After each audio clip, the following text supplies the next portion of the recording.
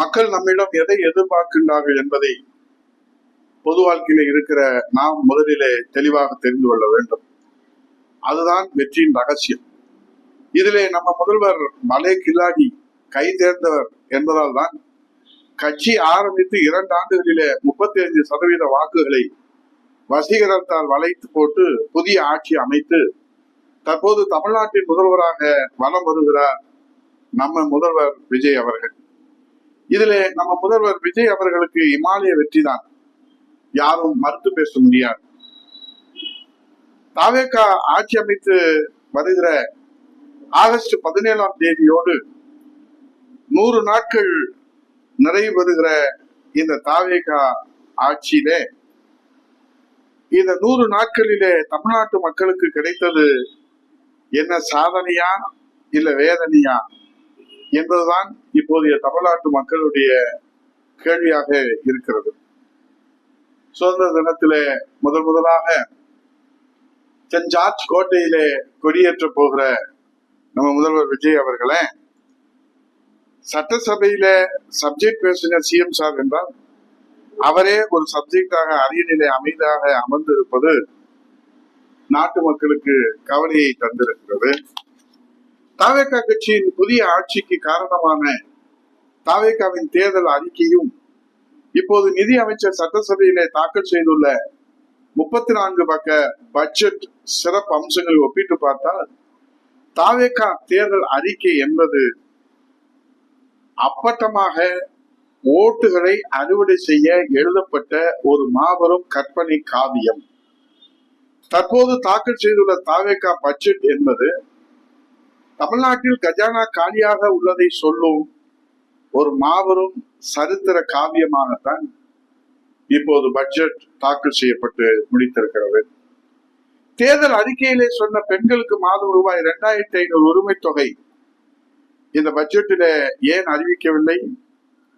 கஜானா காலியாக இருக்கும் போது ஆண்டுக்கு 30,000 கோடிக்கு அதிகமாக செலவாகும் இந்த திட்டத்தை செயல்படுத்த கொஞ்சம் ஆழ்ந்த பொருளாதார அனுபவம் தேவை என்பது அரசியல் அரிச்சுவடி அறிந்த அனுபவமுள்ள கட்சியினர்களுக்கு தெரியும்.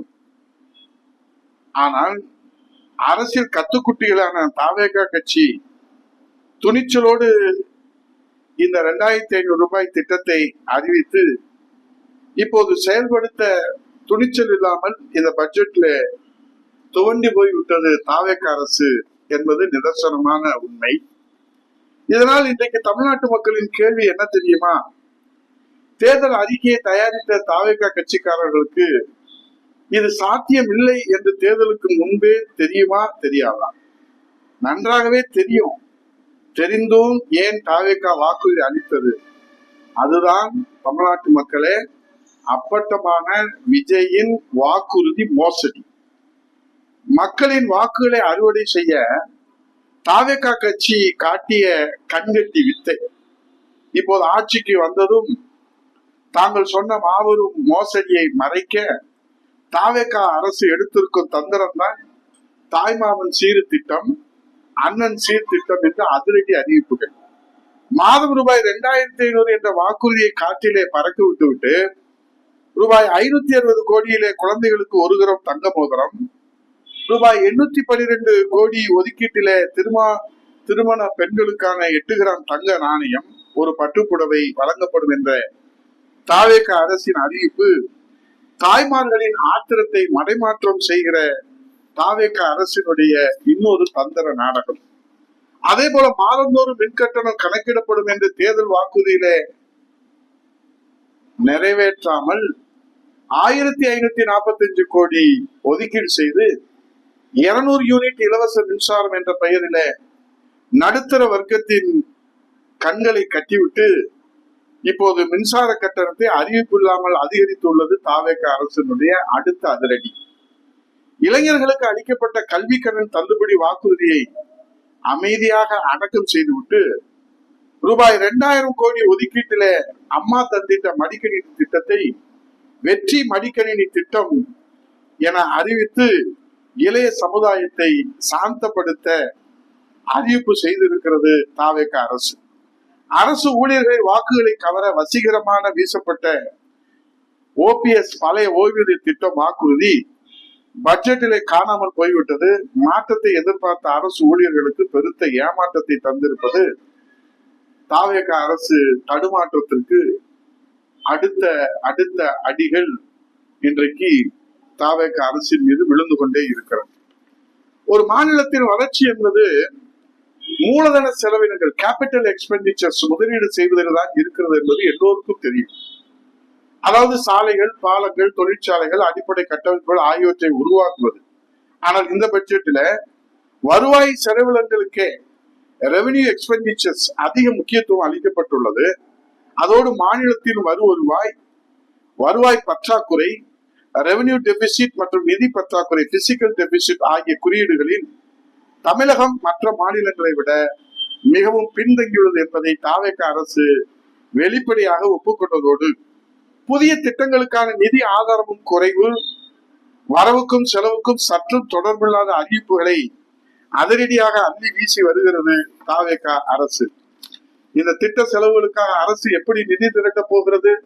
15,000 கோடி கூடுதல் வருவாய் ஈட்ட போவதாக கணக்கு காட்டப்பட்டிருக்கிறது பட்ஜெட்டில். தொழில் வளர்ச்சி மூலம் இந்த வருவாயை பெருக்காமல் மறைமுக வரிகளையும் மதுபான உற்பத்தியாளர்களை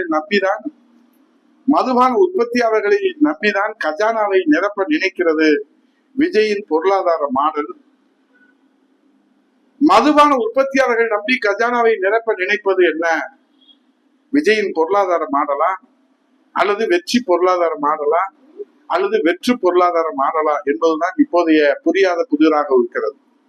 கல்வி நிறுவனங்கள், வழிபாட்டு தலங்கள் அருகிலே 217 சில்லறை மதுபான கடைகளை மூடிவிட்டதாக அறிவித்த மதுவிலக்கு நாடகம் இன்றைக்கு அப்பட்டமாக வெட்ட வெளிச்சத்துக்கு வந்திருக்கிறது. ஏனென்றால் அறிவிப்பு வெளியிட்ட அதே மூச்சில மதுபான உற்பத்தியாளர்களுக்கு கூடுதல் சிறப்பு கட்டணம் விதிப்பதன் மூலம் ஆண்டுக்கு சுமார் 1000 கோடி கூடுதல் வருவாய் எதிர்பார்க்கப்படுவதாக சொல்லப்பட்டிருக்கிறது.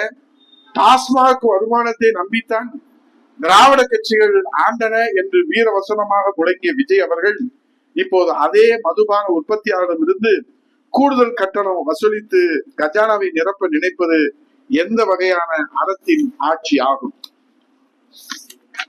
பிறப்புக்கும் எல்லா உயிருக்கும் என வள்ளுவரின் குரலோடு ஆரம்பித்த சமத்துவ கோட்பாடு அனைவரையும் உள்ளடக்கிய வளர்ச்சி என ஆரம்ப பக்கங்களில் பிரமாதமான வார்த்தைகளை பயன்படுத்திவிட்டு உள்ளே சென்றால் முந்தைய ஆட்சியின் நீட்சியாக அதே பழைய படத்தை வெற்றி என்று ரீமேக் செய்து வெற்றி அடையாமொழியோடு மீண்டும் வெளியிட்டிருக்கிறது இந்த தாவேக அரசினுடைய புதிய படம். ஒரு மாற்று அரசியலை முன்னெடுப்பதாக வீரவசனம் பேசி வந்தவர்கள் அதே பொருளாதார கட்டமைப்புக்குள் தங்களை சுருக்கி கொண்டது தாவேக அரசினுடைய வரலாற்று பிழையாகத்தான் இப்போது வெட்ட வெளிச்சமாயிருக்கிறது. ஆட்சிகள் மாறும்போது மக்கள் பெரும் எதிர்பார்ப்புடன் காத்திருப்பார். தங்களை மீட்க ஒரு புதிய வெளிச்சத்தை தேடிய மக்களுக்கு இந்த பட்ஜெட் காருருள் இருளை தான் பரிசாக தந்திருக்கிறது. வெற்றி பட்ஜெட் என்று முழங்கிய தாவேக இன்றைக்கு வெற்று பட்ஜெட்டை தந்திருப்பது வெட்ட வெளிச்சமாகியிருக்கிறது. இன்றைக்கு மாண்புமிகு முதல்வர் தலைமையிலே வெற்றி தமிழ்நாடு என்று முதலீட்டாளர்கள் மாநாடு முழக்கமும் அழைப்பே இல்லாமல், தொழில் முதலீட்டாளர்களுக்கு முறையான அழைப்பே இல்லாமல் தொழில்துறையின் இந்த மாநாடு எந்த நிலையிலே இருக்கிறது என்பதற்கு சான்றுதான் விஜய் பொறுப்பேற்றதற்கு பிறகு 4 மாநிலங்களிலே பொறுப்பேற்றார்கள். 6வது இடத்திலே இருந்த தமிழ்நாட்டினுடைய தொழில்துறை விஜய் பொறுப்பேற்றதற்கு பிறகு 17வது இடத்திற்கு தள்ளப்பட்டிருக்க அந்த சாதனையும் வேதனையும் நாம் என்னவென்று சொல்வது? ஆக வெற்றி வெற்றி என்று பெயரிலே அறிவித்துவிட்டு நடைமுறையிலே வெற்று வெற்று என்று சறுக்கி கொண்டிருக்கிற தாவேக அரசுடைய தடுமாற்றம் அன்னை தமிழகத்தை எங்கே போய் நிறுத்துமோ கவலையோடு கண்ணீரோடு காத்திருக்கிறது தமிழகம்.